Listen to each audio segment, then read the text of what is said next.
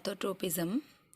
In this video we are going to see from the NCERT class 8th book the first chapter, integers, basics related to that chapter. We are going to cover the topics given in this slide.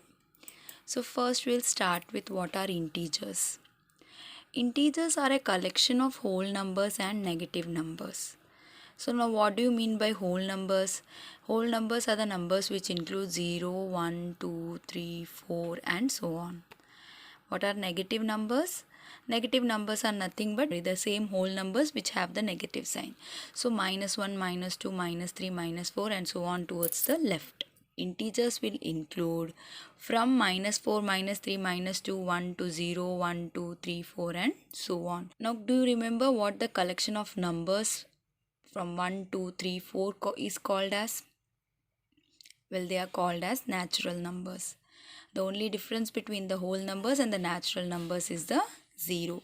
Next we will try to represent the integers on the number line. So when we take the number line, first we will be marking the 0 and towards the right we will write all the positive integers at equal intervals. Similarly towards the left, negative integers at equal intervals. So 1, 2, 3, 4, 5, 6 come towards the right and minus 1, minus 2, minus 3, minus 4 etc. comes towards the left. Now the arrow mark on the number line represents that it is extending continuously without any end because it is a line. If I take a point A on the number line, so what it will be represented as, it is towards the right and it is a positive number, so I will be writing it as plus 3. If I take another point B, it will be represented as minus 4. What about point C? Point C is nothing but 0. No need to put the sign because 0 does not have either a plus sign nor a minus sign. So when comparing integers, we have to consider the signs also. We must remember that the numbers are in the ascending order to the right of 0 and are in the descending order to the left of 0. That means what? When we take to the right of the 0, 1 is lesser than 2, 2 is lesser than 3. So as you go towards the right, the number is greater than the previous number. Similarly, when we go towards the left, minus 1 is greater than minus 2, minus 2 is greater than minus 3. So towards the left it is in the descending order. So for example, if I take 6 and 9, both are positive, so we will be taking the bigger number as the greater number. So what happens is 9 will be greater than 6.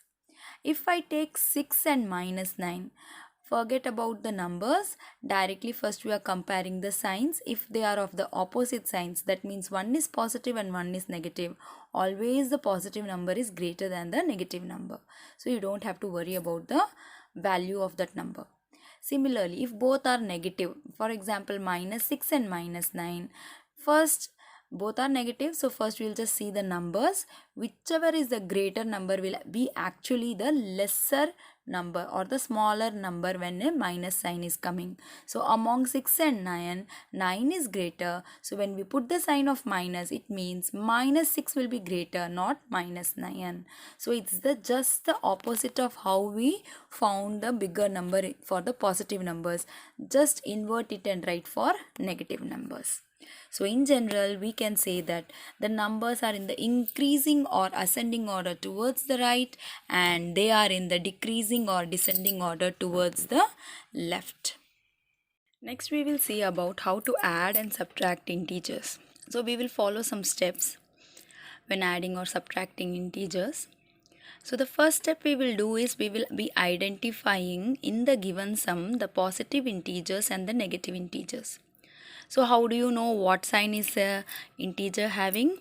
The sign before a number or to the left of it is called its sign. Let me take one example of minus 56 plus of minus 73. So if I see 73, it is having a minus sign to the left of it. 56 is also having a minus to the left of it. So at present, we will consider that 56 and 73 are negative numbers. Then if there is no sign before a number, then it has a plus sign. So in this sum there is nothing like that, so we can skip this step. If two or more signs are there before a number, then count the number of minus signs. So in this case we do have a number which has two signs before it. If you see the number 73, it has a plus sign before a bracket and a minus sign next to it. So it means it has continuously two signs in front of it. What have they asked? They have asked us to count the number of minus signs. So here there is one minus sign. Next, if we get an odd number, put as minus sign before the number. So here in this case, since I got a 1, it means the sign of 73 is going to be minus. And if it is even, then we are going to put a plus sign before the number. So in this case it is not like that. So 56 also has a minus sign and 73 also has a minus sign. So I can write it as minus 56 minus 73. Rearrange so that all similar sign integers are together. Okay, both are negative, so we don't need to rearrange. That's it. So add all the positive numbers and write the answer with a plus sign. Add all the negative integers and write the answer with a minus sign. So here minus 56 minus 73 both are negative, so we are going to put a minus sign and add 56 and 73. That comes to 129. We will write the answer as minus 129. If either a positive or a negative number remains, it is the answer. So this is what is the answer, because we don't have a plus sign again there. We just have a negative number. We will see one another example. Let us take the next example of 8 minus of minus 73. Again, if we see, for identifying the positive and negative integers in the first step, we don't have a sign before 8, so it means that 8 will take a positive sign. And 73 has two negative signs before it, so it means an even number of negative signs make it as a plus sign. So 8 plus 73 will be my answer. So as a result, I get only positive, so plus of 81. So here again we can stop with this. Let me go to the third example of 36 plus of minus 52 minus of minus 36. Again we need to identify the positive and negative integers. So the first 36 does not have a sign, so it takes a plus sign. 52 has a plus and a minus before it, so it has an odd number of minus 1. So therefore we can write it as minus 52.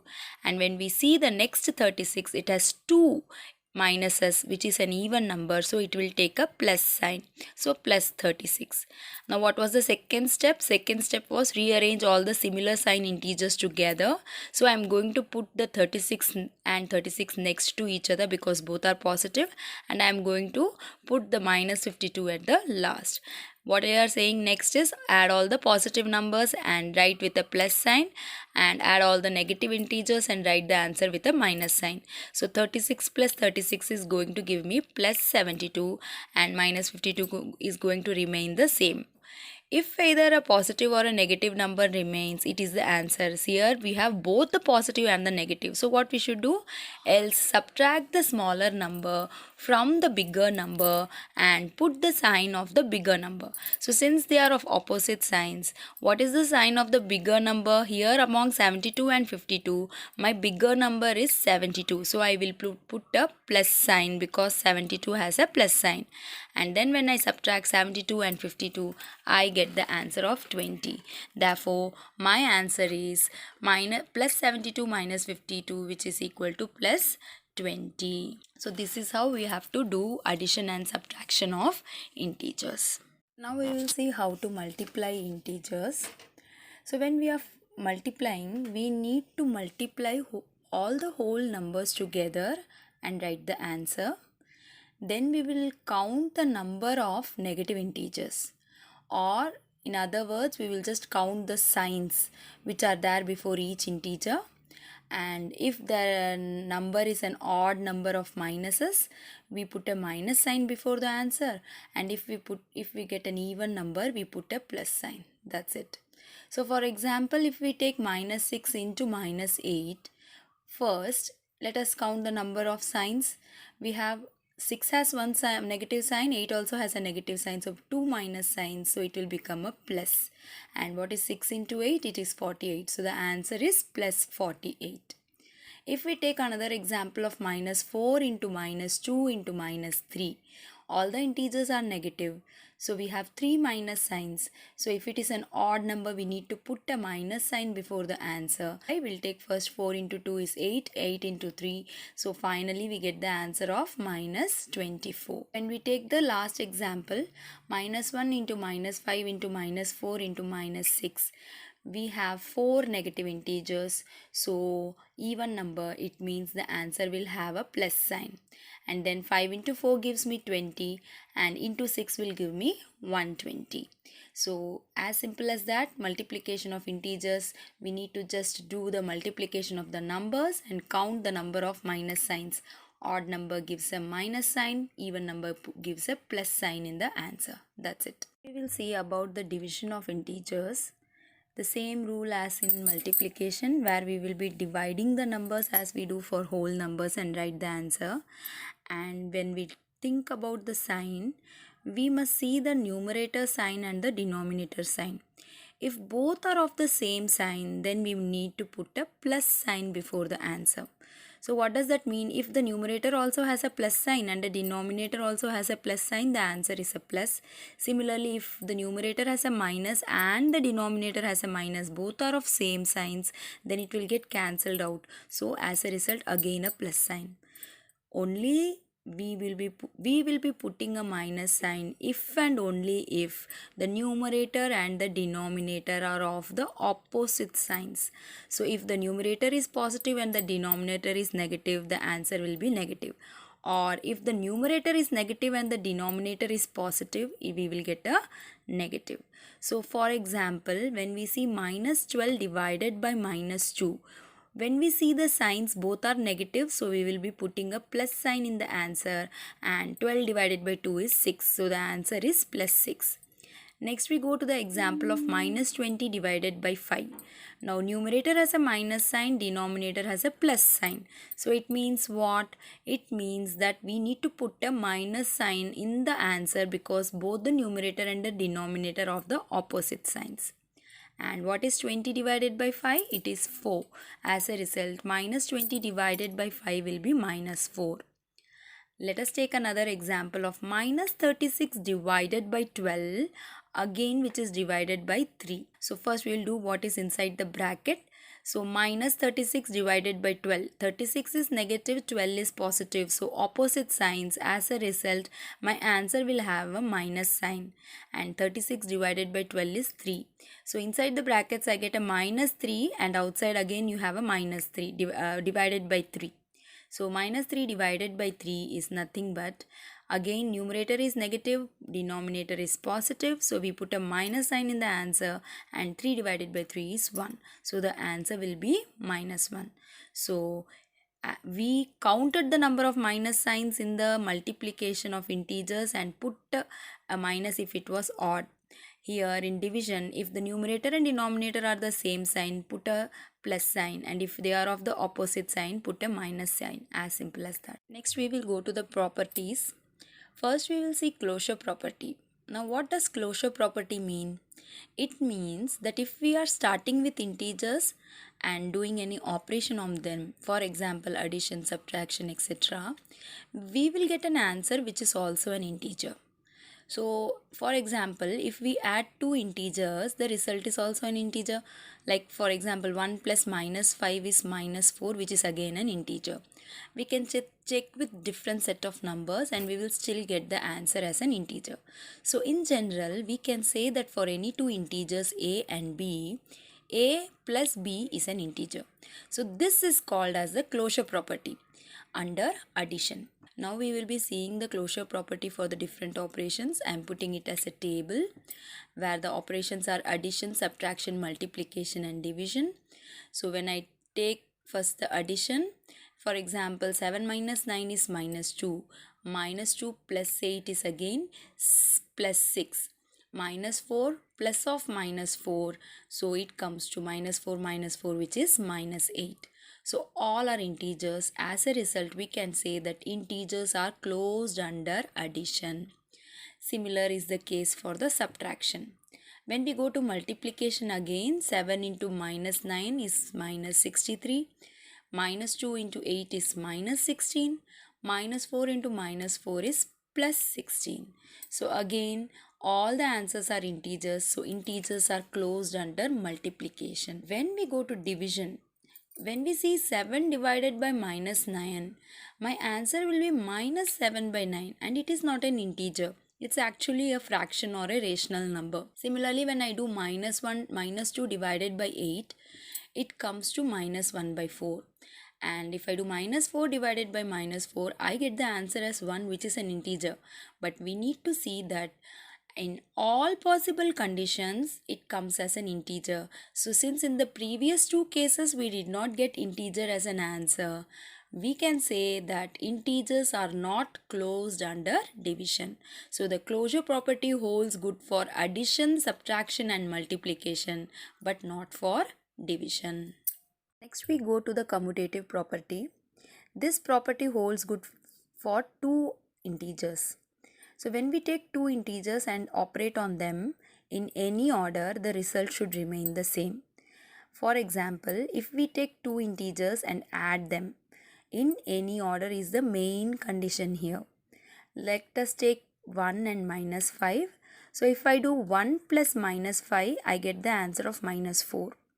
If I do minus 5 plus 1, the same two numbers interchanged, again I get the answer of minus 4. So both the answers are the same. So if in any order we add any two integers, we get the same answer, then it is following the commutative property. So in general, we can say that for any two integers a and b, a plus b should be equal to b plus a. Now we will be similarly seeing for the other operations. So when we take subtraction, a minus b, when I see that 7 minus of minus 9 is equal to what? 7 plus 9, which comes to plus 16. If I interchange that, so minus 9 minus 7, it happens that both 9 and 7 have a negative sign, so the answer is going to have a negative sign, so it becomes minus 16. Changing the order of subtraction has changed the answer. So it means what? We didn't get the same answer. As a result, subtraction is not commutative for integers. When we go to the multiplication part, 7 into minus 9 and minus 9 into 7 both are minus 63.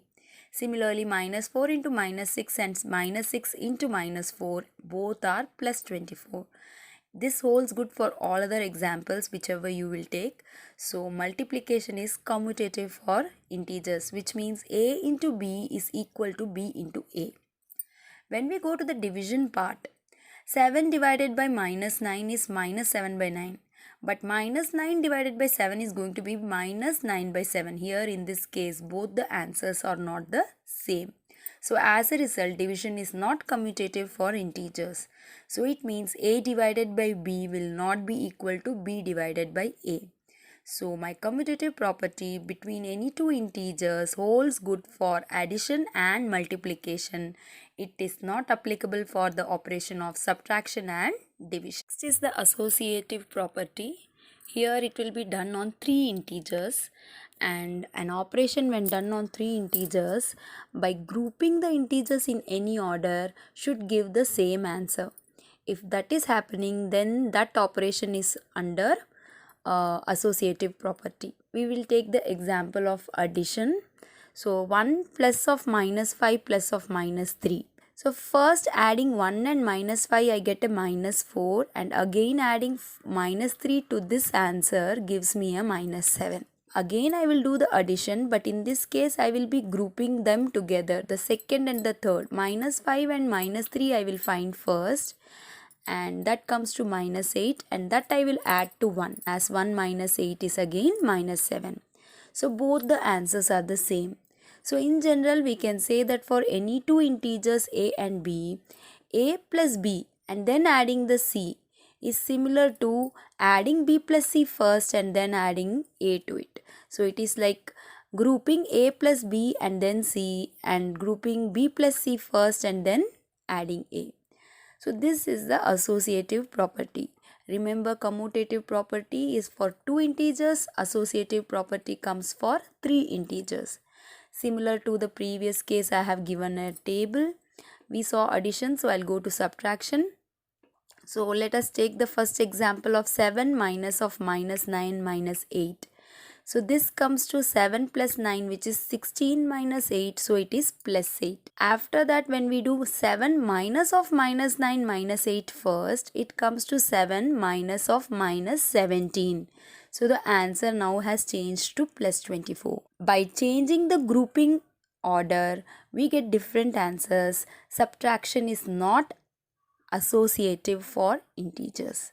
So we can say that A minus B of minus C is not equal to A minus B minus C. When we go for multiplication, A into B into C, so 7 into minus 9 into 8, it comes to minus 63 into 8, which is minus 504.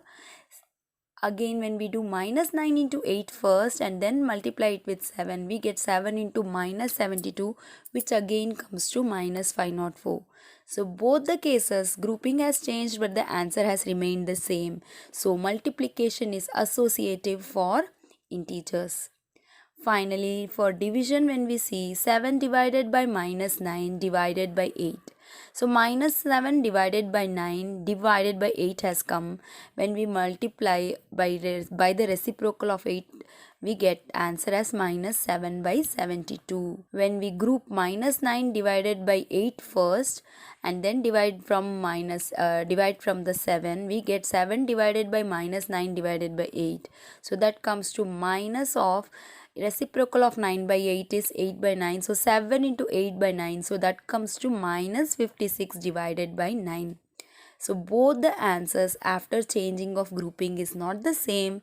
Hence division is not associative for integers. So A divided by B divided by C is not equal to A divided by B divided by C. So associative property holds good for addition and multiplication but not subtraction and division. Next we will see distributive property. It applies to distributivity of multiplication over addition or subtraction. So let us take three integers A, B, C. So A into B plus C is equal to A into B plus A into C. If we are taking two integers B and C and first adding it and multiplying with A, it is similar to multiplying the two integers separately with A and then adding together. Both will be the same answer. So for example, 7 into 9 minus 9 plus 8. When I do minus 9 plus 8 first as addition, so I get a minus 1 and then 7 into minus 1 is minus 7.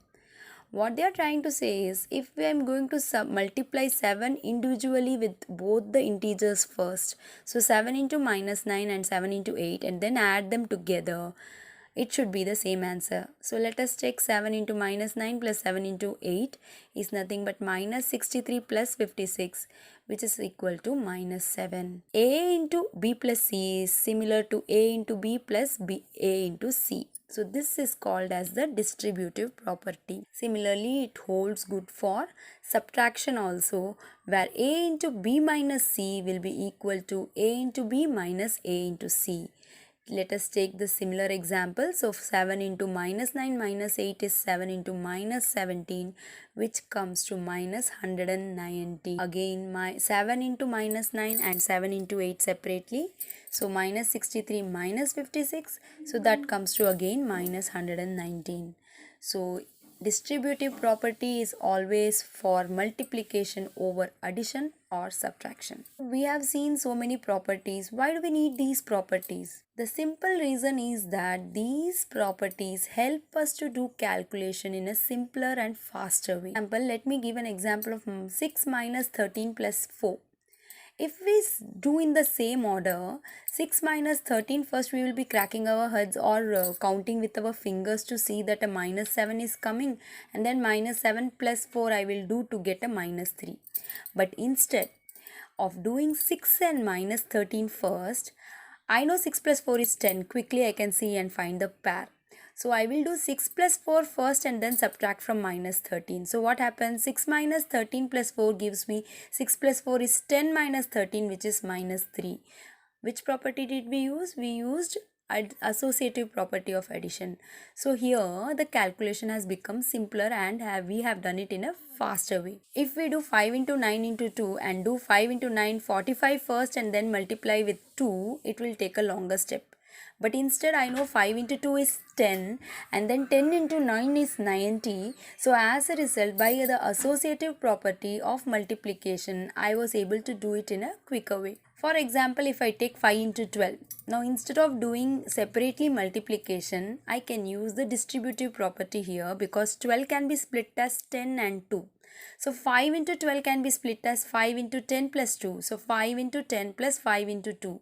So 50 plus 10 is 60. When we go and do it in the actual situation where the numbers might not be as simple as this, it will be faster. This is why we need properties to do the calculations in a simpler and faster way. When we need to find the identity for an operation, we must find a number in such a way that when that operation is performed on any integer, the answer should be the same integer. If we take 0 and add to any integer, we get the answer as the same integer. Hence, 0 is called as the additive identity for integers. When 0 is subtracted from any integer, we get the same integer. But since commutative property is not closed under subtraction, we cannot say that 0 is the subtractive identity for integers. So 0 remains the additive identity. Similarly, for multiplication, if we multiply with 0, we know that all will become 0. It will not be the same number. So only when we multiply with 1, we get the same integer. Hence, a into 1 will be equal to 1 into a, which will be answer will be a. So as a result, 1 is called as the multiplicative identity for integers. Similarly, for division also, only in one way where a divided by 1 is a, that holds good, but 1 divided by a does not hold good. So as a result, 0 is the additive identity for integers and 1 is called as the multiplicative identity for integers. So remember, identity is an integer which when any operation is done gives the same number as the question. When we talk about inverse, it is nothing but given an integer, we are going to add or multiply an integer in such a way that the answer should be the identity. So for example, if a is an integer and we need to get 0, it means we need to add minus a to that. So minus a is called as the additive inverse of a. And how do we get that? We get by multiplying the integer with minus 1. When we are taking multiplication, an integer multiplied by its reciprocal is going to give me 1. As a result, 1 by a is called as the multiplicative inverse of a. Identity and inverse both come into picture only for addition and multiplication because subtraction and division are not commutative and associative for integers. Finally, for any integer, if it is multiplied by 0, the answer will always be 0. When 0 is divided by any integer except 0, the answer will again be 0. And division by 0 is not defined. There is no answer for that. So remember, when we multiply with 0, the answer is 0. When we divide 0 from an integer, the answer is 0.